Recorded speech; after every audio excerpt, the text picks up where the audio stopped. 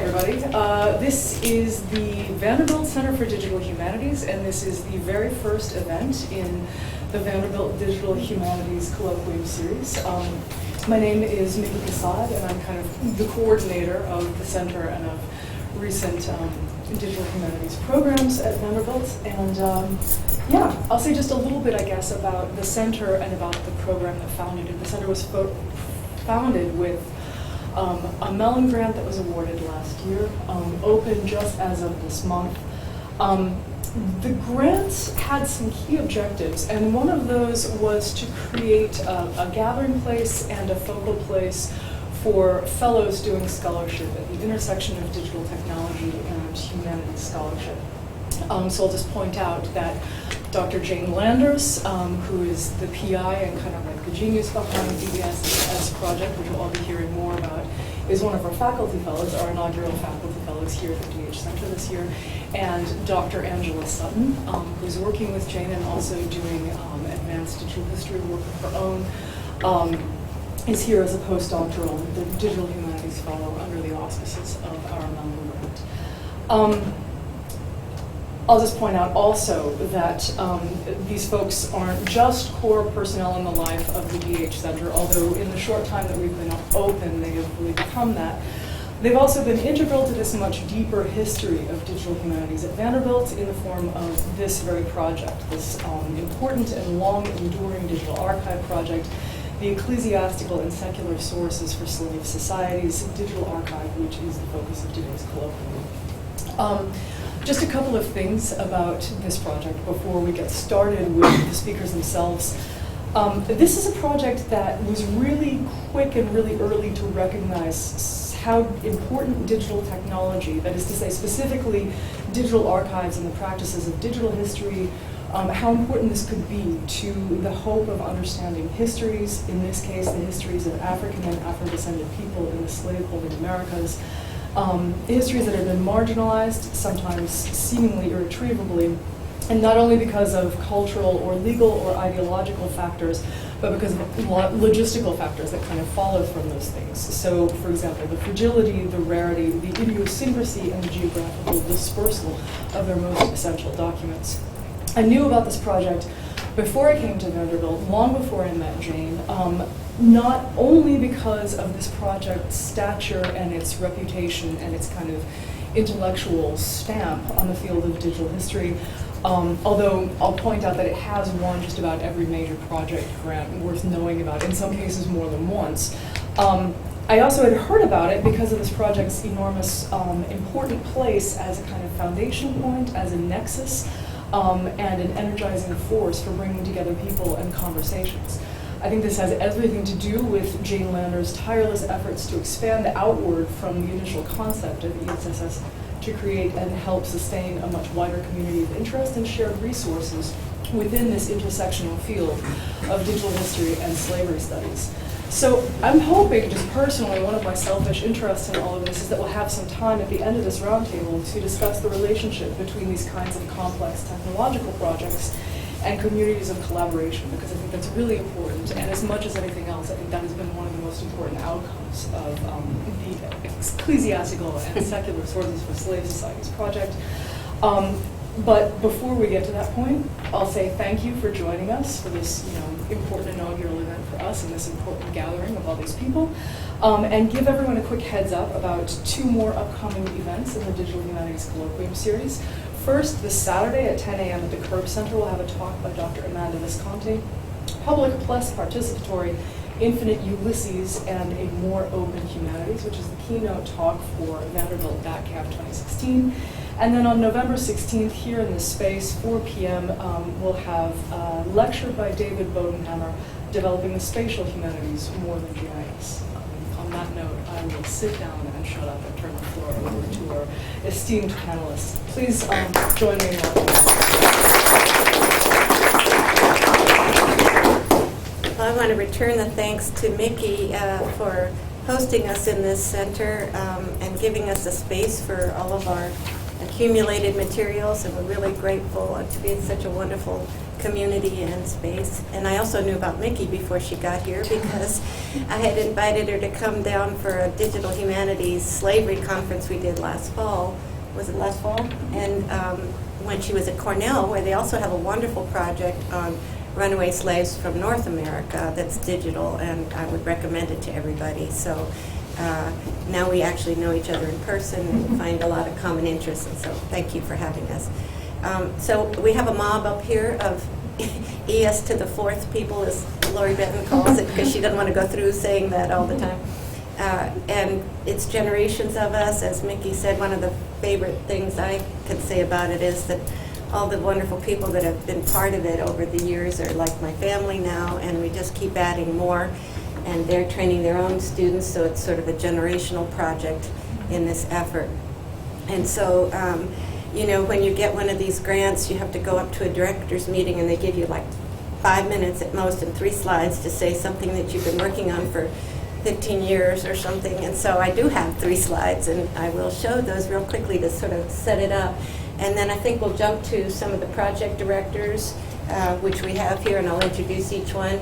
And then we wouldn't be able to do this without forever the help of the library, who were our first hosts and still hosts, and the wonderful technical and cultural and scholarly advice that they give us on how to preserve this project and move it forward. And so Dale and we'll talk about that, and the bibliographic help we get from the library through Paula, who goes on all our trips with us to buy books, and our new crew of fellows that we also now have on the project. So I guess I'll jump real quickly if I can, if somebody will turn on my project. Oh, here it is.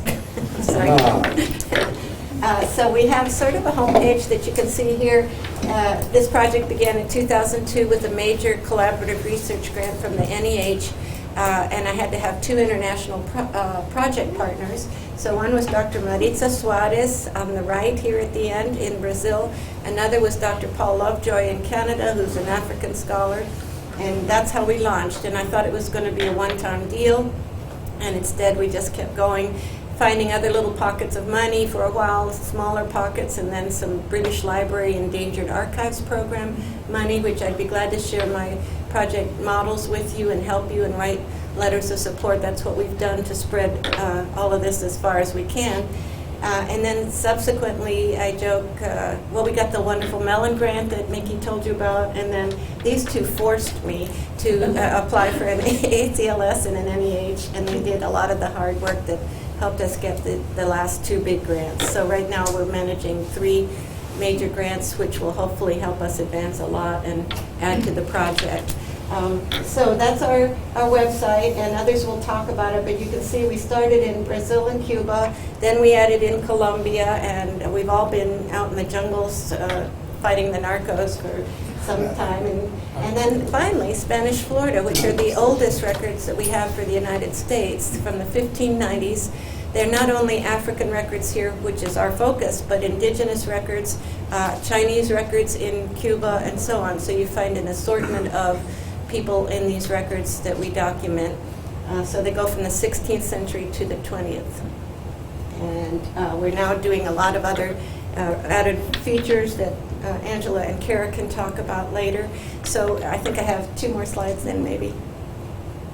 And this is just an example of the kinds of records that we save. 16th century record from Havana that was transcribed by David Wheat, one of our first student assistants on the project, and it tells you the kind of information, how hard it is to read it. So Todd Hughes in the back and I are going to do a paleography workshop in the spring where people can come in and bring documents and see what we can do with them. But the most specific, or the most important, I think, specific information we get out of these long series of records, because they are serial and they are consistent pretty much, and they provide ethnicity identifiers, which aren't in any other long series of data like that. So they're of tremendous importance for that.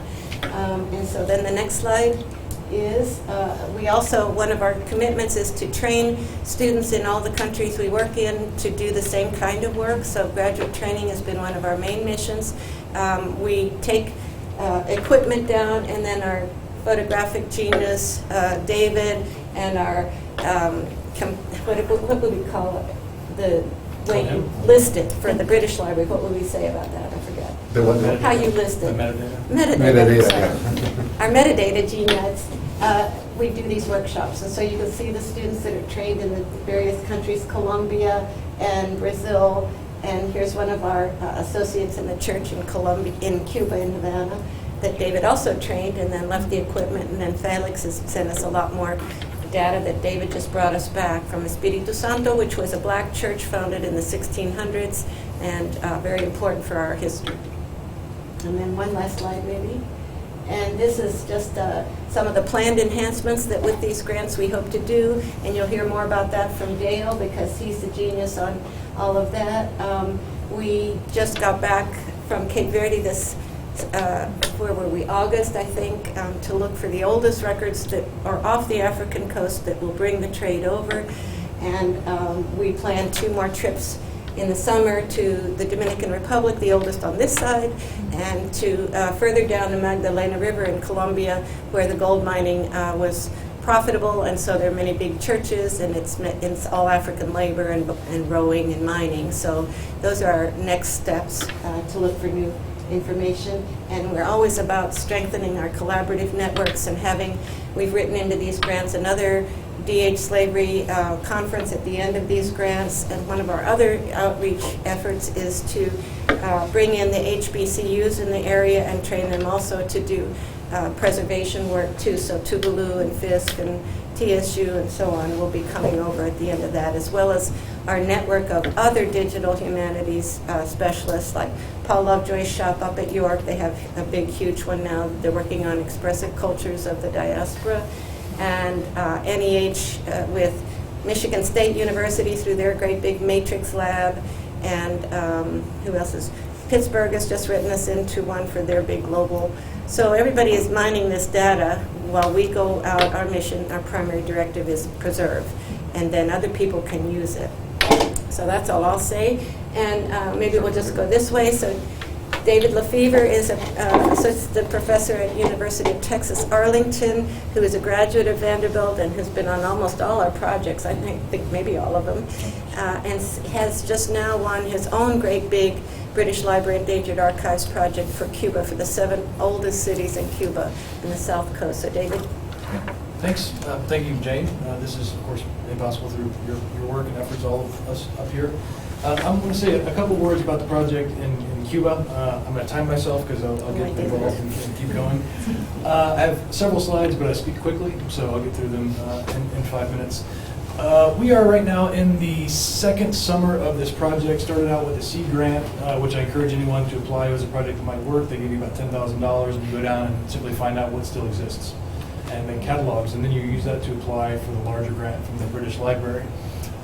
Slide, please. This is a picture that Jane already showed of Felix.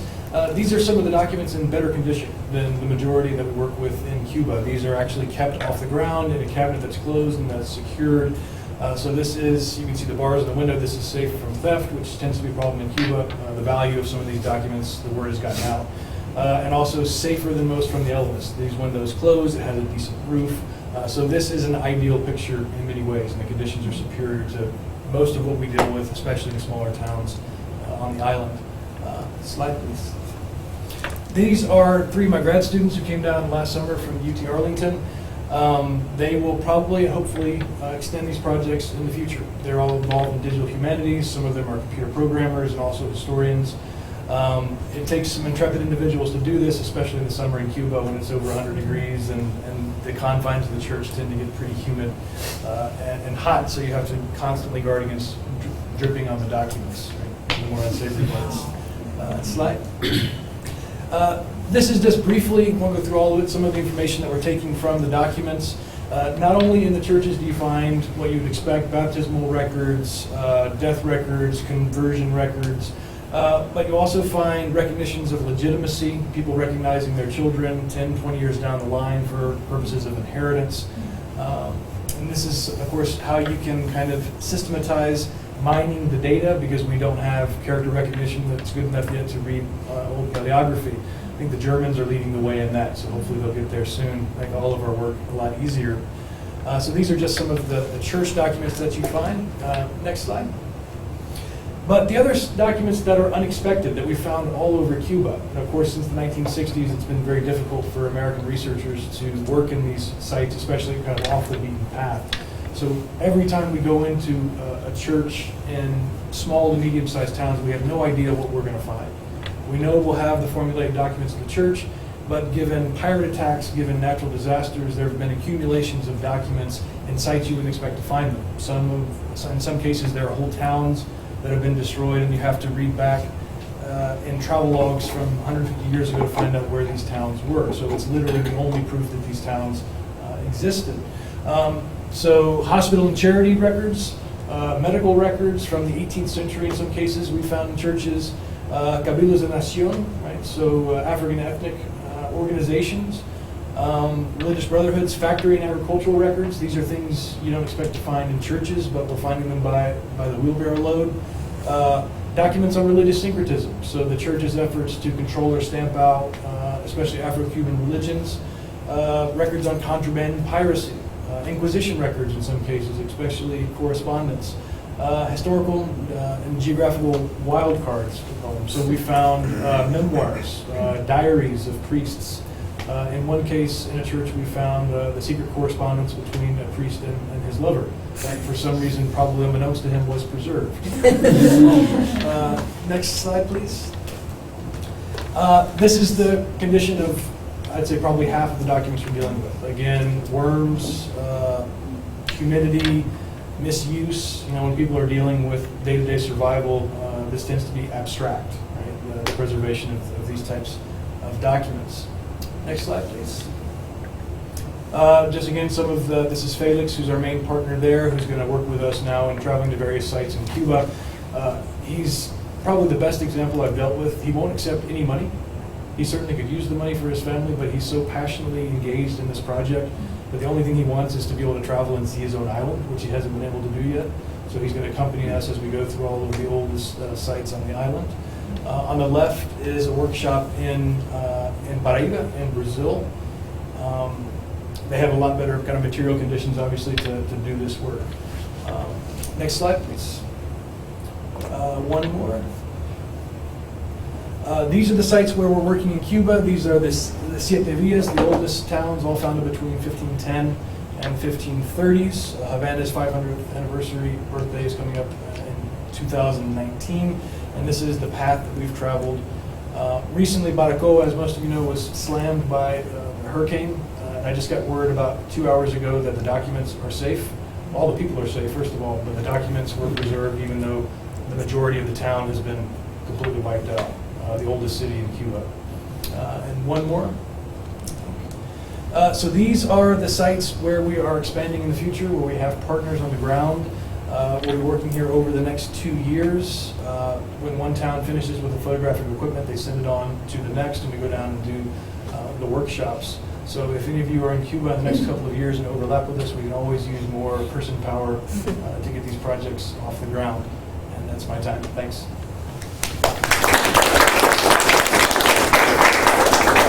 Okay, and I'd like to introduce Dr. Pablo Gomez, that some of you saw earlier also with David speaking. Pablo is at the University of Wisconsin in the history of science and medicine, history of medicine and Science and history, actually. Science and history, and history of medicine. Two other parties. Pablo also was a PhD from Vanderbilt and is been part of all our Colombian projects and ran his own project there as well, so several of them. Pablo. Okay. Yes. Oh, Yeah. sure. Yeah, and if you can just click on the Colombia tab. I don't left. There you go. So let me just scroll down a little bit. There are a couple of pictures there. First, I wanna thank you for the invitation. I wanna thank Jane for making me part of this project. This is one of the. I always say that this is a project for which. All of our work is probably going to be where all of our work is going to be more impactful in the long term, right? Our books, 100 people, we're lucky I'm going to read them, and articles maybe, I don't know, a couple of disaffected grad students to do so. But this project will have an importance in the long term, and that I don't think we can even recognize it. It's something that we're just talking, right? And because it's a project for archival preservation, we can't be certain of the impact that these sort of our enterprises is going to have. I can say though that there's going to be 3 projects that have been involved. One of them I directed in Chocó. That was the trip to the tropical forest in Colombia. The records that we digitized in that project are already gone. And Chocó is the second only, I think, to Haiti.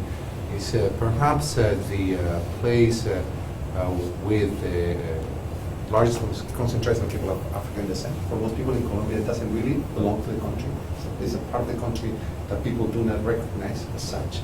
It's a place where people of African descent have been exploited for generations, and where not even their historical memory actually is important. I mean, so I'm going to talk a little bit about this in a second. I just want to, because I do think that it is true, right, that there are logistical reasons why these records are not with us. But the reality is that the obscuring of those sources is, and the fact that there is no money or there are no archives is part of precisely that very same long history that they do not belong, and for which I think this project is very important, right? So very quickly about the projects in Colombia. They started it was 2008, and quickly and for reasons that I'm proud of, the Colombian part of the project became, I don't know if it's still the case, but the last time I checked was most of the documents in the project are actually from Colombia, right? So in a very short time, most of the documents coming from Chocó, from Riohacha, from Córdoba, from Sucre. And the reason for that was because we work with local people, right? They live there, this is their history. They became very interested in producing amounts of material that we probably wouldn't have been able to digitize with the old model. And I think this is another thing that we did with the help of Jane and David. We thought that instead of going there and doing kind of the guerrilla archival model or working with artists there, we just train local people, right? And I think in this regard, this is also talking about what Nikki was saying. That is what the digital humanities promise actually offers us too. The ability not to create communities among us, right? That seems kind of something that is very natural, right? Like you just think about, who is working in these sort of projects, how we think about metadata, relational databases, et cetera, et cetera. But I think that the incorporation of these communities that we don't usually think about it, right, as belonging to the digital world, and this has been transformative, right? In ways that, of course, we have studies now about the use of cell phones in West and Central Africa or in Latin America, how that actually changes people's lives. But in terms of the practice of history, this also changes lives, right? Because it's not only putting people in charge of their own memory in ways that it gives them access, right? And we do know of the work of many Colombians that are actually using our records, people that will never actually have access to create this history. So in a way, the project and kind of that reproduction of information, I think is what I take with me, right? And the other thing, and this to conclude, it goes fast, this 5 minutes. This is It's the altitude. Yeah, it is the altitude, right? So the fact that many of these students are actually became involved in these projects in the first place made them willing to go and create their own projects, which is also something that is very important, right? The thing that one of the issues that we have with the provision of technology, of information, is that it's not reproducible in many cases, and these communities just keep depending on the influx of money or efforts from our part, when the real hard part is to make them see how important this is and to give them the tools to do so, right? In Chocó, and the conditions are very similar to or worse than what you saw for Cuba. They installed all the materials that we gave them the first time in Chocó, but in Rio Hacha and in Cartagena and in Córdoba and Sucre, we have more success. They still have the materials, the technology, the information, and they're doing their own projects, and they're now applying for their own, and so this is also something that we're very proud of, for their own British Library major affairs. Thank you.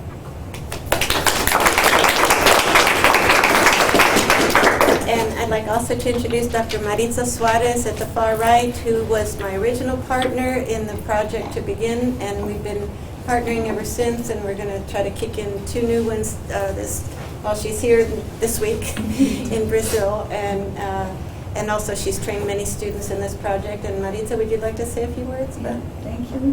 Well, first of all, I want to say that I'm very glad to be here. I was from the beginning a member of the team of the project together with Paula and Jane. And after some years, I just went around doing different things. And I think now I'm coming again, and I hope I'll stay and can participate and contribute to this new moment of the project.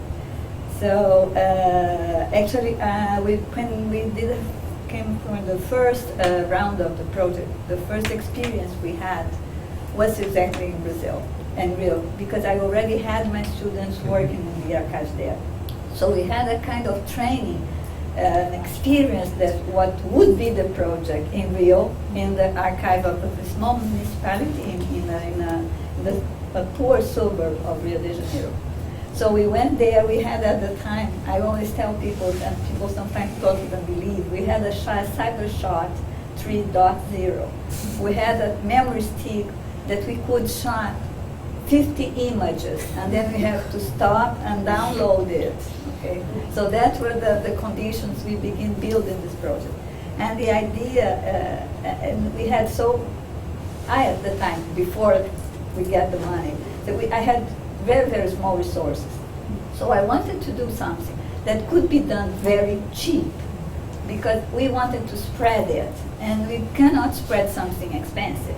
And Jane was in the same situation in Cuba, and then we realized we could do something cheap. And the idea was exactly to work at the time with the kind of equipment we had, okay? And so we did this first round of the project. It worked. And then we went to Cuba, and then actually Jane did Cuba, and I stayed in Rio. And we did some 2 years project with the first grant, okay? And after that, I had no more money in Brazil, but we keep working because we have a particular situation in Brazil that is different than here, that students come as undergraduates, and they do a very general course. In Brazil, we have a history course. So students come with 18, 19 years old, and they do history, okay? So they have 5 years of training in history. They go to archives, they read a lot about history. And they have this diploma after the 4 years, that when they need this to go teach in high schools, okay? So those who apply to a master's degree, they already have some kind of expertise. And maybe what's most important is that we have lots of archives in Rio. So all of them are used to work in archives. So I think the contribution of the project here for the students I had at the time is that actually I was working with undergraduate students and not with graduate students like usually happen here, okay? So, and they had to train paleography. And during the time we had no money, we decided to work on training, reading those documents. So now I have lots of transcriptions of early documents that we are going to, and we realize that now it's important for the project now that we have been making lots of documents that we already offer people a kind of work on what we already have. So the idea is that we will enlarge the homepage of the project with this, and also the idea that this kind of multiplicity of subjects we can involve in the project will actually attract new people, because people who sometimes are afraid of dealing with such difficult documents to read, they can see that we have transcriptions. Maybe this will encourage them, okay, to go through those documents and work better. So I think this is my plan for this next year here, and I will be happy to share with you any other experience. Okay, thank you.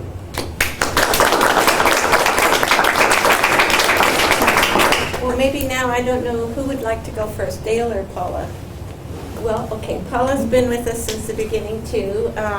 She welcomed me to Vanderbilt when I first came, and I have counted on her ever since. And so for research projects too, but then once we started doing this, she mentioned, or somebody mentioned, guerrilla preservation. We always joke that's how it was when we first went to Cuba. There was no relations with the U.S. It was terrible to get through all the paperwork, and plus there was no food and no electricity and no petrol, and so it really was sort of like that. And Paula went with us on these trips. She would help in the actual project, but also doing bibliographic searches and getting rare materials for our library, which she couldn't have done otherwise were she not on the ground in Cuba. So Paula, what would you like to say about the project? Oh, I was just going to say she's good at sucking people in and building teams, and I'm very grateful for having had all these experiences that I would not have had without knowing Jane. And there are a few in Cuba experiences that I would like to do without, but I can tell one of the fun but it's ones. truly guerrilla, and if you're not committed to preservation before you go to one of these places, you certainly are after you see things that you scanned the first time, digitized, and they're not there anymore. And so it's really a wonderful project. I think the very first involvement was when Jane said she needed some money to do a sampling, to go to Cuba and do microfilming. That tells how long we've been around here. And I said, well, this organization doesn't do anything sampling. We do pockets of things we preserve. We don't do that. And so, of course, this is testimony to her ability to get any kind of grant, no matter how small or big. We did it. And so she went with some others and did an inventory to see as a beginning. But really, I wouldn't have known about that at all had not Paula told me about the Latin American microfilm project, or microfiche project. Microfilm. And from that we grew. Whatever. But it was antique days. And so now my role is just, if I go on another trip, maybe to help with that same kind of project and to do some book buying, but also a little bit on helping make this accessible through WorldCat, to make all the new things, people know about them that way, if they don't know about them through the internet and through Jane's network. But and also to contribute a little bit to some of the areas about, there's some tabs for building links, related sources and scholarship that's come about, and networking, that kind of thing. So minimally. And also maybe linking with the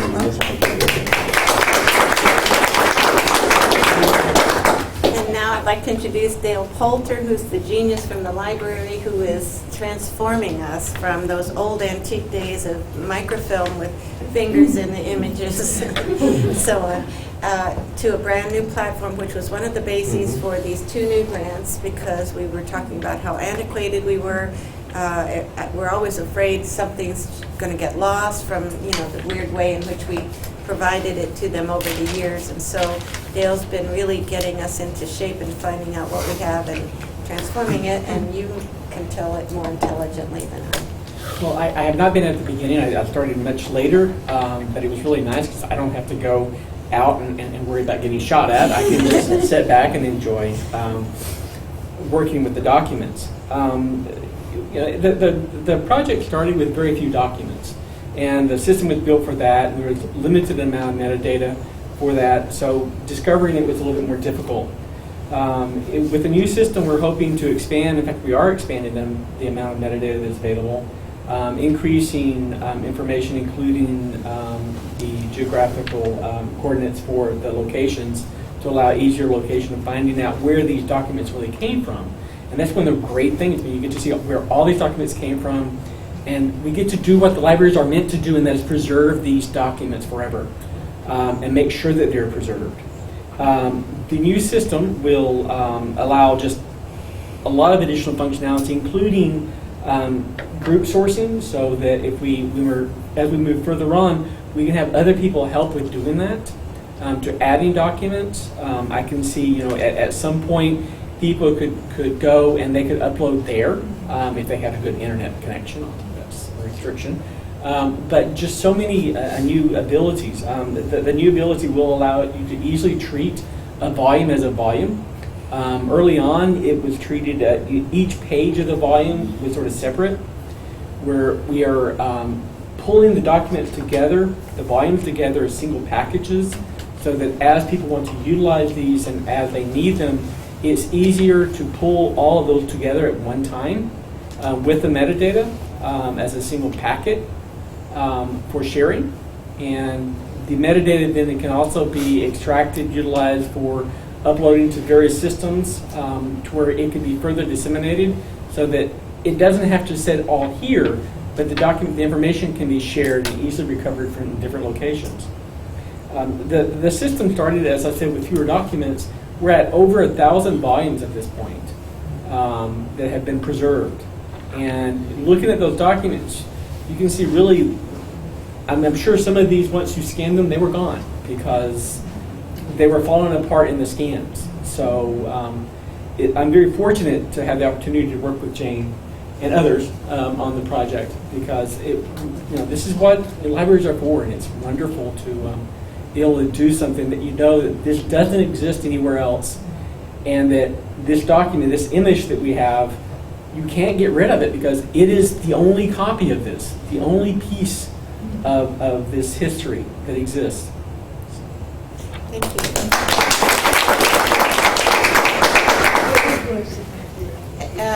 And our finalists in the discussion are the two postdoc fellows that we now have working with the center.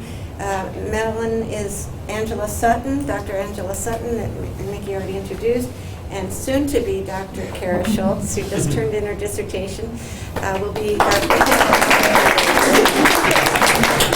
our postdoctoral fellow for the ACLS, and they were the ones really responsible for us winning this, because I probably wouldn't have had the strength to write 2 more grants if they weren't helping me. So they each do different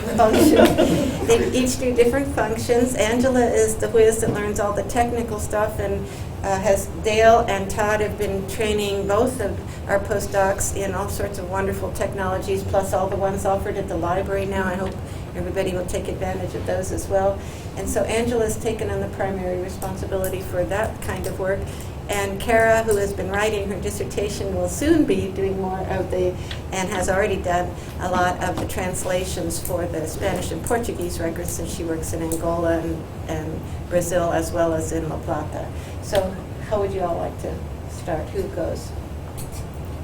Sure.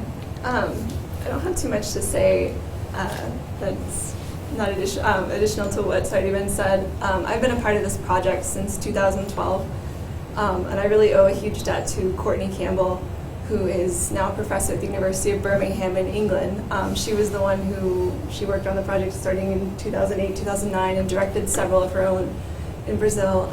And she's the one who trained me in OmniUpdate, which is the platform we're currently using and hope to soon be rid of for many reasons. But since that time, my role has primarily been cleaning up the site, adding photographs, adding media as they come along, supervising. Lately my role has been really supervising and not producing the transcriptions that we have several graduate students such as Daniel Jenkins and Jorge Philippe, who's not here, Jorge Delgadillo too. Is there anyone else who's doing transcriptions? Fernanda Bertones, who's in Germany. Yes. So I've been coordinating those, and it's so exciting to have a home now in the Digital Humanities Center, because they've been doing the guerrilla preservation, and we've been doing guerrilla web design and web repair and such. So it's nice, it's wonderful to have technology here that we can make use of.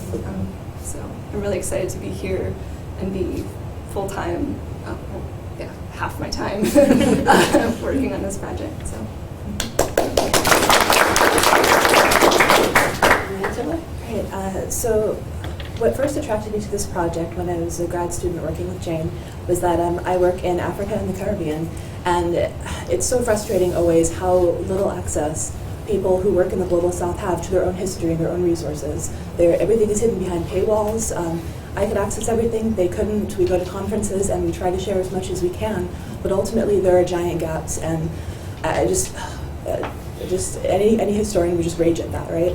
And so this project, I think, is so unique in that it really helps to, I guess, I almost want to use the word decolonize. It almost decolonizes in some ways because it allows people access to their own histories, and it allows for the histories that have been created about Latin America, about the Caribbean, to become something that is inclusive, that includes everybody for the first time in a very wholesome way. And you can see that some of the histories that have come out already are just brilliant and amazing, and really show the true spectrum of what it was like. And I think that you can't overstate the importance of that.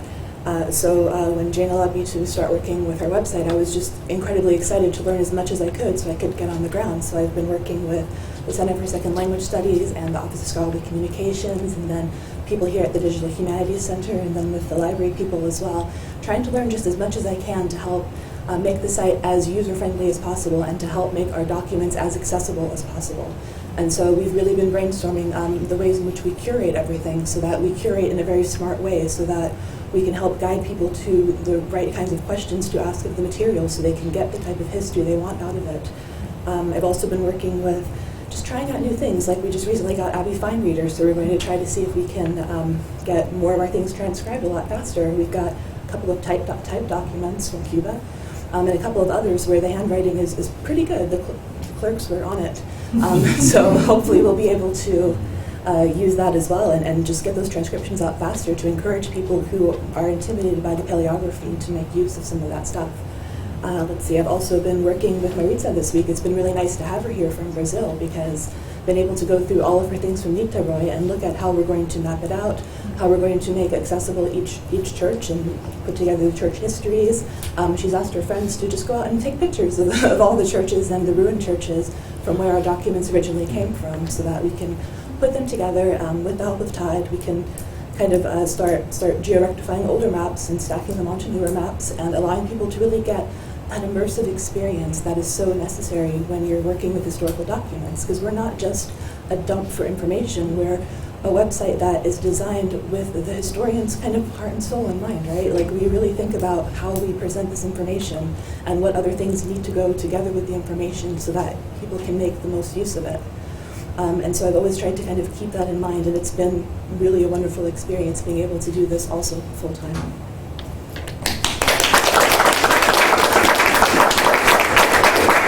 Angela's also our social media person because I don't know any of that, and so she's doing all kinds of stuff. Yes, please find us on Twitter. It's at ESSSS Archive.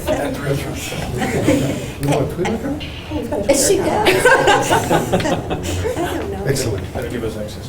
But I'd just like to also acknowledge Marshall Aiken in the back of the room, who is the director of one of our Paraíba projects with Courtney Campbell. That was on the second one or both of them, I forget. Both. Both of them.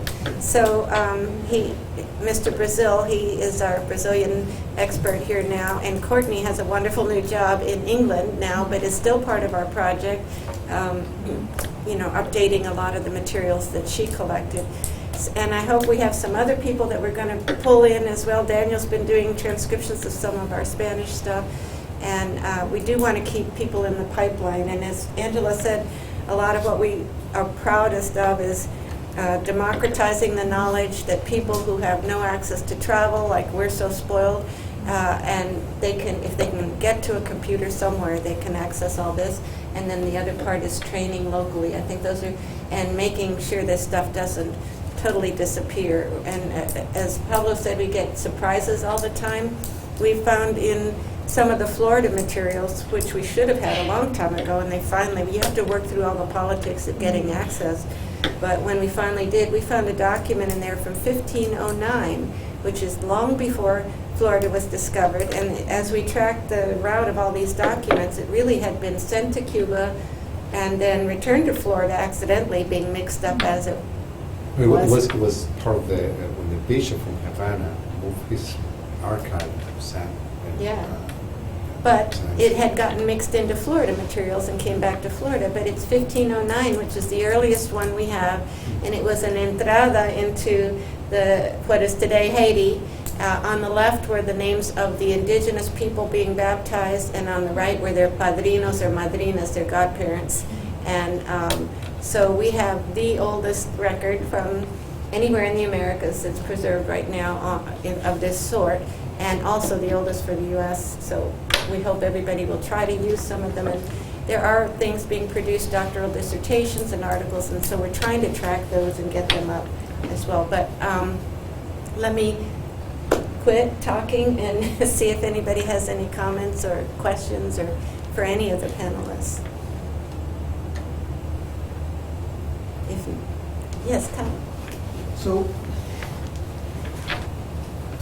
let's say I'm interested, I'm just thinking. Let's say I'm interested in undertaking a project. I'll give you a model. How do you find the documents? I mean, being here in Nashville, how do you find documents that are in some church in the jungle in the Chocó, for example?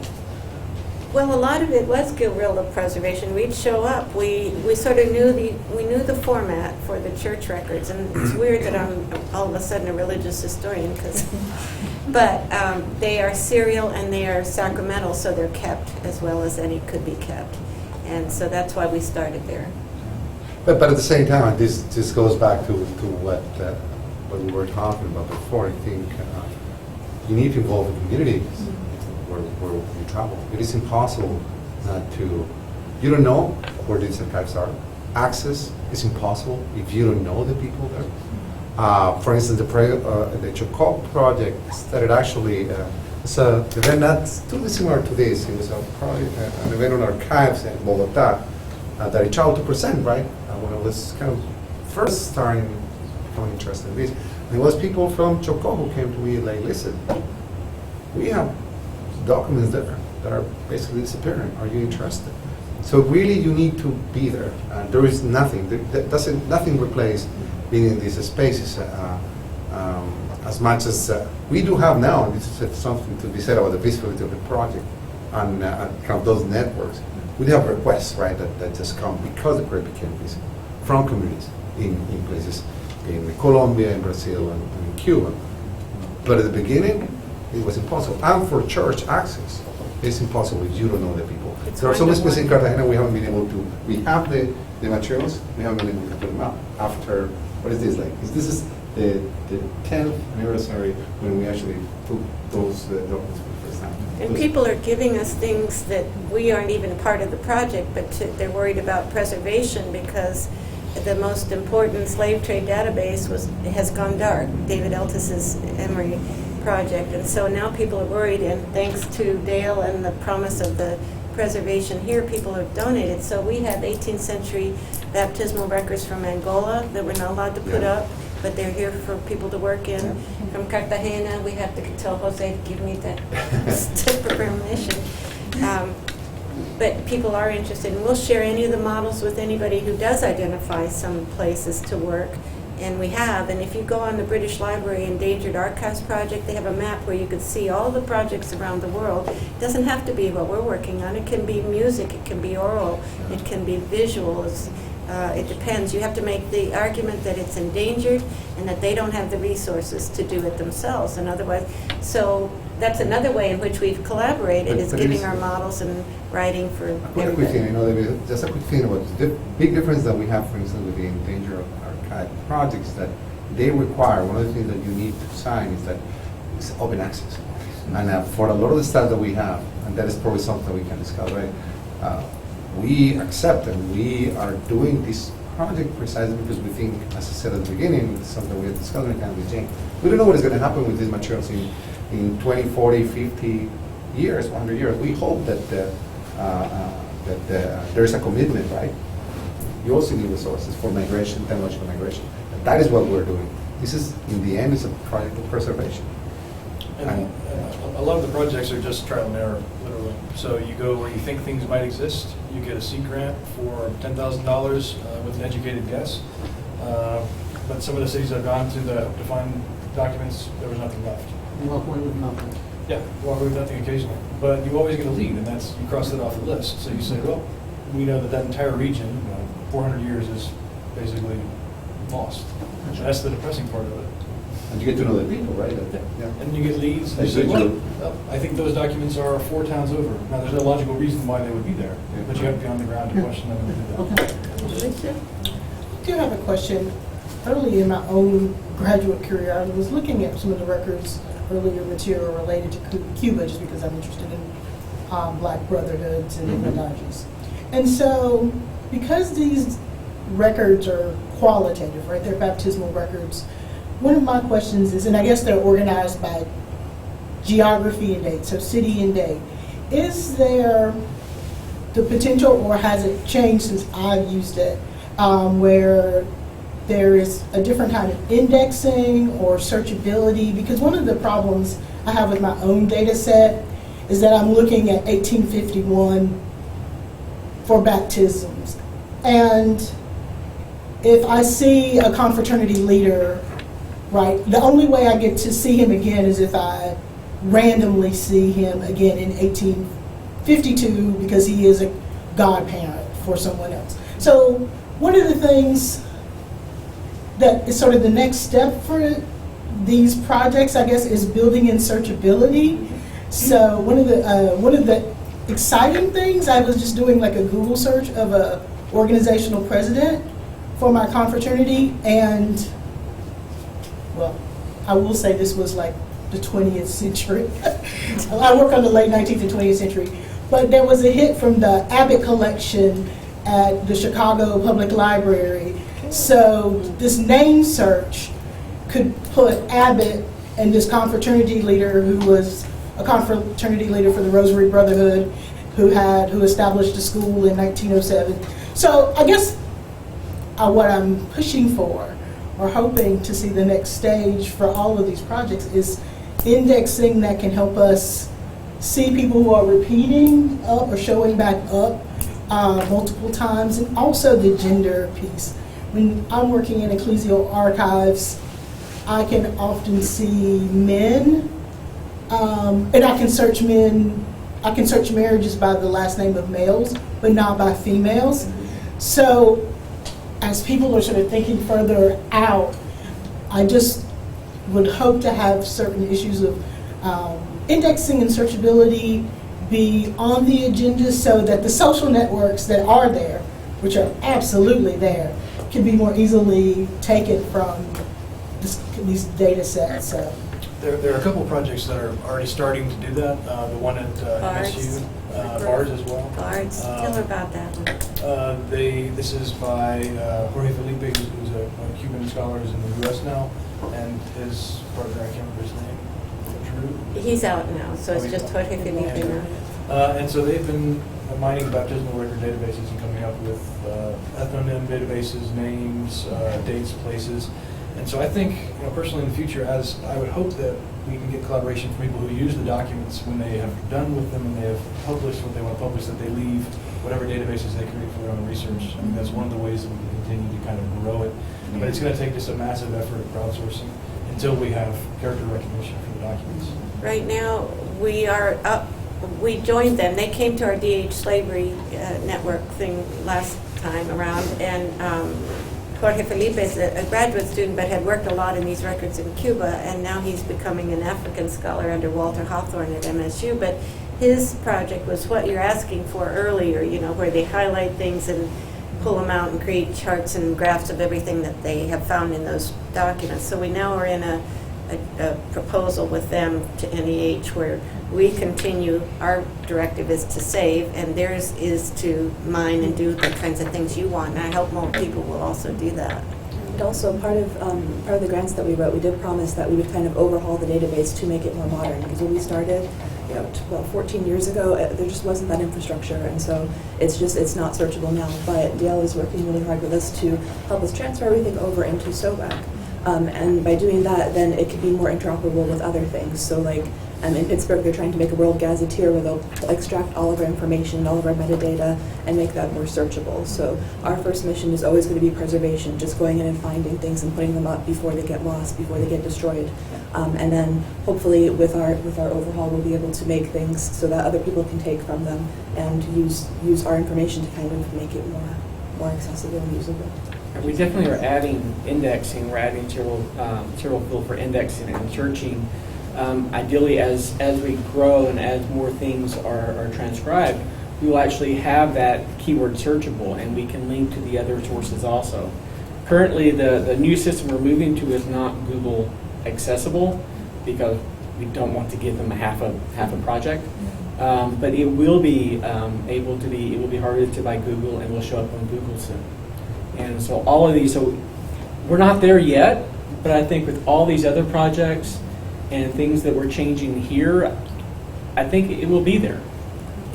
It is sort of like we're just letting anybody use our stuff, and we're hoping that they'll produce the kinds of things you're wanting out of it.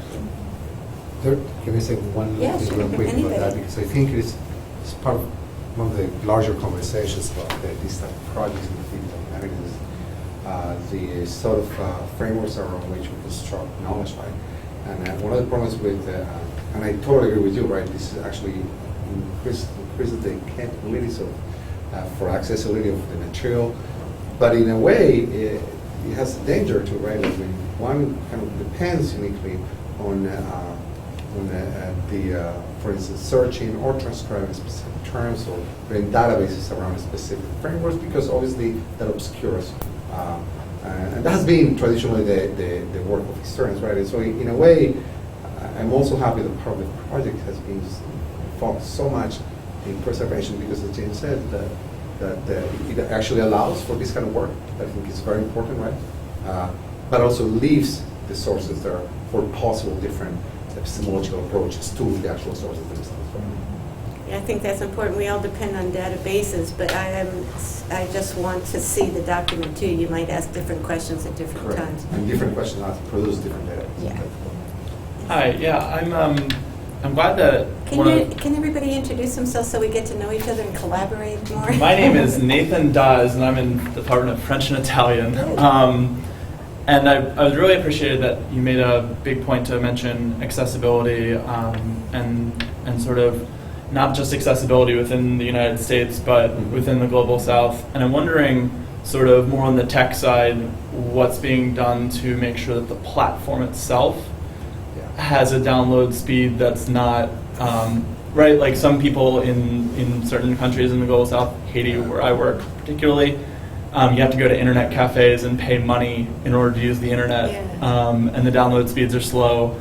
So I'm wondering, like, what's being done to make sure that the platform itself makes that more democratic and more sort of, when we say open access, there's layers to that. Sort of, yeah. We're doing several things in the new platform. One is that we're providing that if someone wanted to download just the metadata quickly to where they could then look at it later. There's several formats for doing that. One of them is mods, in which they can harvest it and then they could go off, do their research, and then come back and determine exactly what they want to grab. We're also providing different, and this is something we've done from the beginning, is different sizes of the images. In the newer version, we're actually providing JPEG 2000 to where if they need to really analyze the document more closely. But we're also providing the thumbnails, which often gives them enough information to know, yes, I do want to spend the time downloading this too. We also provided actually, at least, and that is what I was saying, sadly, some of these materials have been stolen, but it was also given them, capability, right, like resources, and hardware goes, it's updated in 5 years, right? But at least initially they have that in Chocobo and in Cartagena, as in the Colombian case, they have machines that they will not have otherwise. Right. And then this is, of course, political. In the Cuban case, the Catholic Church won't allow us to share these documents with the state, and of course, no one can access it online. So we have a lot of justifiable criticism in my project where people who live on the same block as the street do not have access to any of these documents and certainly can't get them on the internet. But again, these documents are safe, right? They're going to be there. hopefully, this is something that we hope. So we need the a project production in can Haiti, in the future. Nathan. Yeah. And I'm wanting to go to the North Coast. So you're it. Absolutely. Let's go to OCAP. Hey, Steve. Well, it's really cool to see the whole thing, and it's such an impressive project with so many moving parts in different countries, and it's kind of amazing that it's pulled it off over these years. I'm wondering about sort of how you overcame resistance in some cases. I mean, archivists sometimes, even, especially in the smallest archives, that in a sense need the most help, boils down to one person, and rightfully so, they're very protective of their holdings. So what are the most common forms of resistance to handing over their holdings? What are the most common pushback kind of talking, arguments that you get, and then how have you worked through that? I'm sure there's not many, but... We started basically because when I was a grad student at Florida, the older mentors I had were interested in the exodus of Floridians to Cuba when the British took it, but they were always doing all the Spanish records. And so when Paula turned me on to the LAMP project, I wanted to do Negros y Indios, but all those previous church connections helped us, because then I would go into the chancellor of the archive in Havana, and he would write us a letter, and we would go around. But it was like guerrilla preservation, because they wouldn't know we were coming, some little guy out in Matanzas, and then they try to call and check on us, and in the meantime, everybody's setting up the cameras while I'm talking and he's calling, and and they were joking about the religious imagery, because I don't know if you know, St. Lucia has her eyes on a platter because she's a martyr to the faith, and they were joking about mine would be a tongue on the platter, because I just knew out there before they knew it, things were happening, and so. But then they got to know us, and we'd go back. But Maritza has trouble with, it's individual churches, as you say. So sometimes we're in, sometimes not. And it takes a great deal of finesse, and it does go down to personalities quite often. So I work with different bishoprics, and I have to have the sign off of the bishop. And he doesn't have to give you a reason why he Tell them doesn't want about you your Spanish guy. working in this. So the one Spanish bishop in Cuba right now is the only one who's resisting the project. All of the other Cuban bishops say, not only are you going to preserve these, but you're going to kind of employ youth around here, give them a marketable skill, and then maybe they'll stay in Cuba. The one Spanish bishop, I called him on the phone, and he just said, my answer's no. And I said, these are two of the most important cities we need. I said, is there any way I can convince you? Can I come talk to you, pay my respects? And he said, sure, I'm still going to say no. So I went. And I talked to him for about an hour, and he laughed a little bit, and he was convinced that I wasn't making money off of the project. And by the end of it, he just said, well, it's still no, but it's not an eternal no. So I'll go back and talk with him again. I had some of those experiences in Brazil also, but I think for me the most interesting is how the project can approach people and justify that we can do the work better than can do. And the worst part is not when you deal with very poor archives. The worst part is when you deal with archives that have some kind of expertise. Because then they feel kind of, that they can do that when they actually cannot. They can shoot everything. They can put everything, all the stuff in a computer, but it will be an old computer. In a few times, things will not work anymore. He will not have the necessary backup. He will not have the possibility of having this in the cloud or something like that. So many of Brazilian archives have some expertise, and they do a lot of work, and in 10 years, they lose what they have, because they don't have the expertise to keep the collection and to update how can I say? To migrate the technology of even the images. So I think it's also a matter not only that goes there and do the thing, but to talk to people and convince them that they will just waste their time if they don't somehow coordinate what they want to do with someone who has a better conditions to do the work.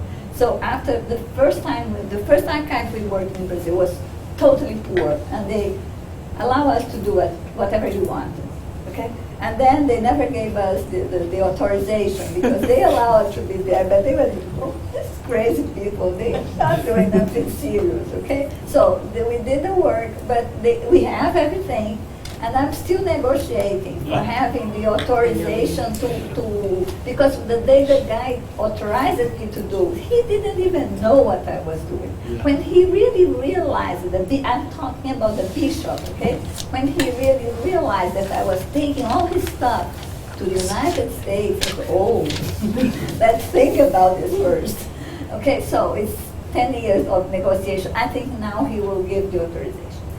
But now maybe we'll do everything all over again because it was a very small camera. The second archive, they have some technology and some smart guys. And then we had a nice conversation, and we have been working together for all the time. And the third archive in Rio, that is the biggest one, we could never go there. And they don't even want to talk to it. And they, all the time I talk to the archivist, she's a friend of mine, she said, oh no, we are going to do that ourselves. And 10 years passed, and she said the same thing. So each situation we have is different. Yeah.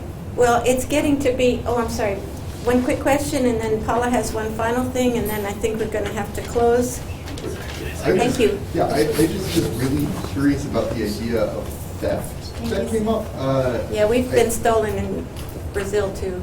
Because so we keep talking about open access coming up. That's a huge digital humanities thing, right? And obviously a huge part of this project, and Angela, you mentioned that's like what even got you into it in the first place.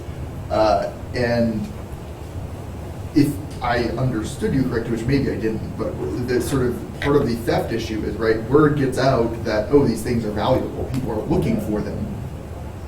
So there's some kind of weird thing going on, right, where you make things available and say, hey, look, we're doing this project, everybody, you can see it. And then that makes things valuable, and then it like works against open access on another end, right? Maybe I'm totally understanding this. Well, I was actually talking about theft of equipment. Yeah, we're talking about, in our case it was thefts of cameras and scanners and things. I was talking about there's theft of documents in Cuba. And, right. And you can get on eBay right now and find things that have been stolen, but that's been going on since you could sell things on the internet. I don't think our project necessarily accelerates that. If anything, I think they take better care of it, especially in the sites that have no security, because part of the record format for the British Library is that you have to advise them on securing the documents. So you have a lot of books that were kept as doorstops that are no longer done so. We have to move to another room that's behind 2 or 3 doors, and it's as secure as it can get in Cuba for a lot of them. And real equipment was what he was talking about, documents, but we were actually talking about our stuff just got taken. So. Right. I guess I was just curious because I feel like this is an issue, even if it's not concretely happening. Sort of the idea that by openly talking about things, that you raise the value of things, including on, say, the black market, which raises the likelihood of people working against your open access on another front. Very interesting, right? These are archives, and these are people that need this, and this in the construction of the nation state. They're not valuable. I mean, most of the documents that people are interested in are not these documents. Yeah, it's. But don't they become valuable by making a large? For something with a famous person's signature on it. Right. So that is. Secular versus religious too, kind of. I think that the state archives, people were selling all the time on the flea markets in the center of Havana and anywhere probably. But Paula would like to have the closing note. No, I just was going to say something really for Steve, that there is a collaborative grant project that Harvard does with Latin American archives to, and I'll talk to him about it, to fund collaboratively ways that things can be digitized. Yeah, that's great. And Steve had a meeting a couple of years ago with some of his early projects. And Carla, I don't remember if you were there, but where I did say if anybody wants to do anything, and he had some records from Arequipa, I remember. But if anybody wants to do more of that, and Carla's learned paleography with us, so she's also a likely candidate. Well, thank you, Mickey, for Thank you so having much. us.